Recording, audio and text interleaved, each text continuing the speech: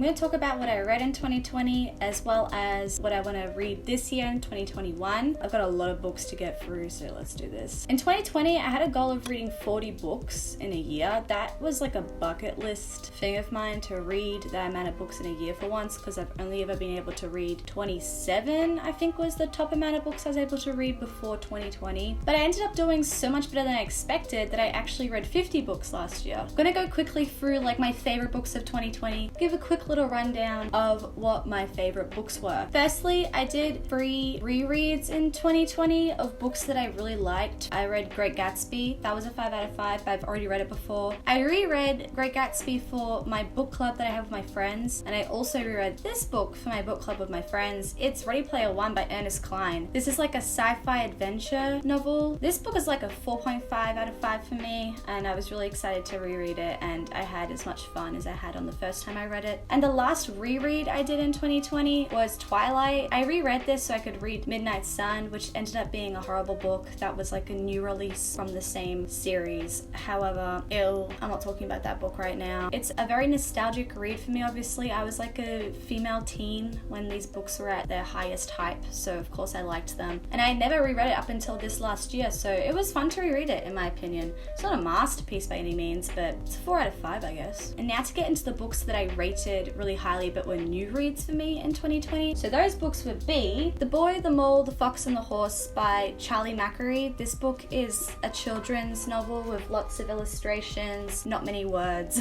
This is how I was able to read so many books last year, is because I read a lot of easy books. Overall, this book was very lovely, warmed my heart a lot, and had a lot of nice things to say. So I gave this a 4 out of 5. I really recommend it if you want a book that's just like a very easy, cute, amazing read. I also read the first 6 volumes or issues of the Sandman series, which is like a comic series in the DC universe by Neil Gaiman, one of my favorite authors of all time. I haven't read many comics at all up until 2020, so it's nice to finally get sucked into that specific type of reading, and I can't wait to read more. You'll see the 7th one in my list of books to read in 2021. This series, to put it in one word, is expansive. It goes everywhere and anywhere that you can imagine. It's just pretty insane what he's able to do. I also read Kafka on the Shore by Murakami when I was in Japan in January 2020. This book was amazing, not only to read in the country that it was set in, but also because Murakami is one of my favorite authors of all time, along with Neil Gaiman. This book has a lot of magical realism in it. I would definitely recommend this if you're like an anime or a Studio Ghibli fan. Like, this book is amazing. But this has definitely been my favorite Murakami read that I've read so far, so that's great. Thank you very much. 4 out of 5, or 4.5 maybe out of 5. I really liked this one. Severance by Ling Ma. This is a 4 out of 5. I read this at the start of COVID because this book actually is about a pandemic. I think Severance really tied in cultural identity and immigrant identity, stuff like that, really well in with the pandemic plotline. So that's why I really liked this book. I just felt like it didn't just present, oh my god, it's a pandemic, what are we gonna do? It like had a few more different levels to it. The Little Prince, a classic, 4 out of 5 for me. This is by Antoine de Saint-Exupéry. If you haven't read this already and you're a reader, I would definitely say you should. It's pretty much just like a must read, in my opinion. I wish this book was read to me when I was little. I think that would have been really cute. However, got around to it at the ripe old age of 23, so Girl, Woman, Other by Bernardine Evaristo. This was the winner of the Booker Prize last year, so I wanted to get around to it. This book is one of the many books I've been reading lately that has no quotation marks, no nothing. So I have a bit of a love and hate relationship with like no punctuation style of writing, but overall I got around it with this book. I like to read books for 2 reasons, either to learn a lot or to escape. So this one filled that first box for me. This book is about primarily black women, girls, other in UK over different generations, to learn about the different perspectives of different generations. I thought was really cool. And once again, how like race, identity, immigration, all that stuff affects the perspective and affects your experience of the world. This series is probably one of the longest lasting relationships I've had with a series. It's the Mistborn series. I read these 2 books last year. I read the first one a really long time ago and I finally wanted to just finish the series. You'll see more of that coming later, like me wanting to finish big fantasy series. But yeah, this is the series I did last year. This is, I think, my first adult high fantasy series that I've ever read in my life. So reading these books was quite unique to me just for that reason alone. But I did actually really like them, and I want to read more Brandon Sanderson in the future. The Hero of Ages, the third one, it was good. I liked it, but I really appreciated and loved the second one. That's the book I would say would actually be in my top books of 2020. This one's called The Well of Ascension. The first one's called The Final Empire. If you do want to check out this series, it's meant to be the gateway drug to Brandon Sanderson. If you want to read Brandon Sanderson, apparently you should start at Mistborn. And I definitely can say that I had a pleasant experience starting here, and I really liked this series. There's only 3 of them, and they're all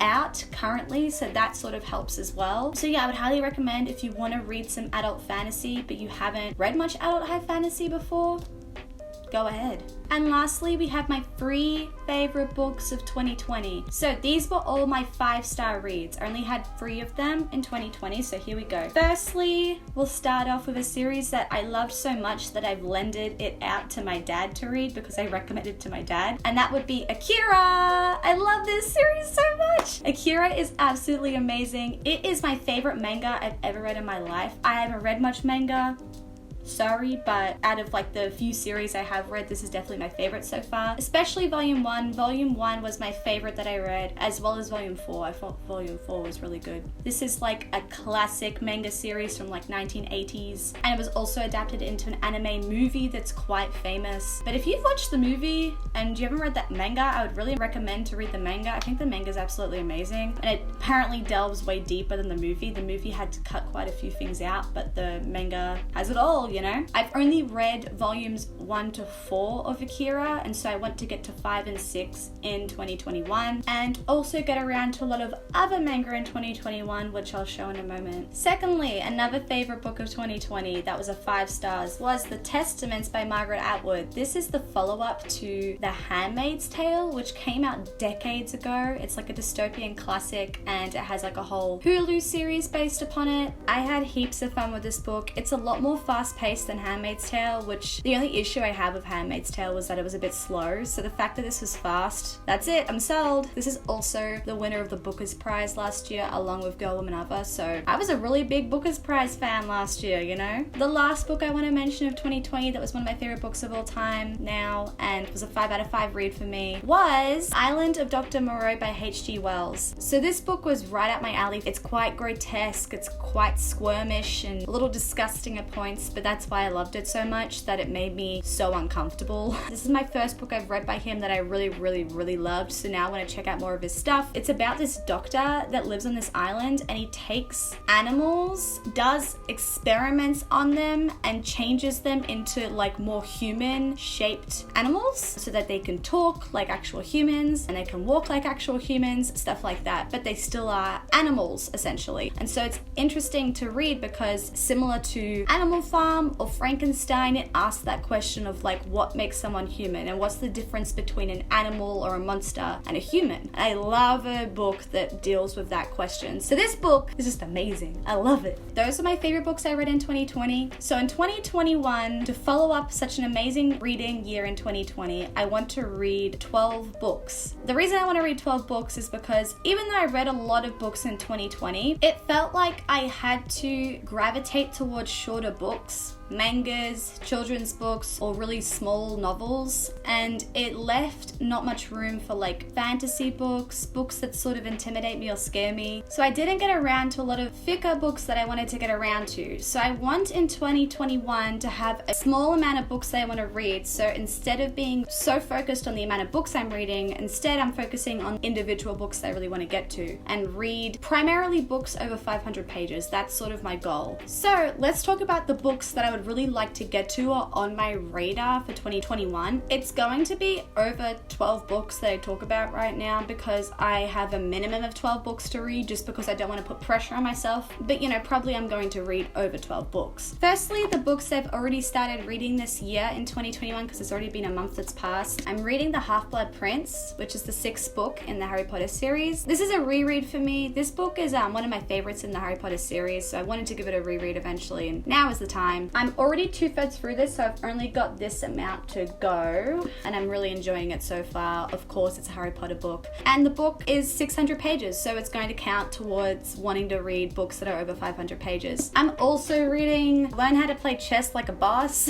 Like, what is happening? I've read this amount with this to go, so I think I've read like a third to a quarter of it so far. I'm going slow with this one. I'm not reading it like all the time. I'm just picking it up every now and again over the last few months, so this is gonna be a slow read for me, but I think I'll finish it this year, obviously. Like, I'm not gonna take a year to read this book. I watched The Queen's Gambit, which is a Netflix TV show, and now I'm obsessed with chess and learning how to play it. I already knew how to play chess, but I just wasn't that good at it, so I just wanted to improve my skills. So reading this book and versing my boyfriend a lot, and trying to learn how to play chess has been really fun. These are the books that I'm currently reading, and now to get to the books that are on my to be read list for 2021. Firstly, a book that is just one of the series that I want to continue with, not so much a book that is going to be over 500 pages, obviously. This is the 7th book in the Sandman series, so yeah, there is a few books like Akira Volume 5 and 6 and Sandman Issue 7 and above that are books that I just want to continue the series that I'm already reading, and a few other random ones that aren't really long books, but just books I want to get to for specific reasons. That would be Conversations with Friends by Sally Rooney. I read Normal People in 2020 and I enjoyed it like quite a bit, and then my best friend who recommended me Normal People also recommended me this one by her as well, because apparently the main character in this book reminds her a lot of me. And then also another normal sized book I want to get around to is Yevgeny Samyatin's We. We is a dystopian novel that inspired a lot of dystopian books that came after it that I love a lot, so I wanted to get around to this one because it is like the father of all those books and of like the dystopian genre, which is like one of my favorite genres of all time, along with gothic horror. So definitely want to get around to this. I found this copy of it actually for free downstairs in like the library swap thing that's in my apartment building, and it is so floppy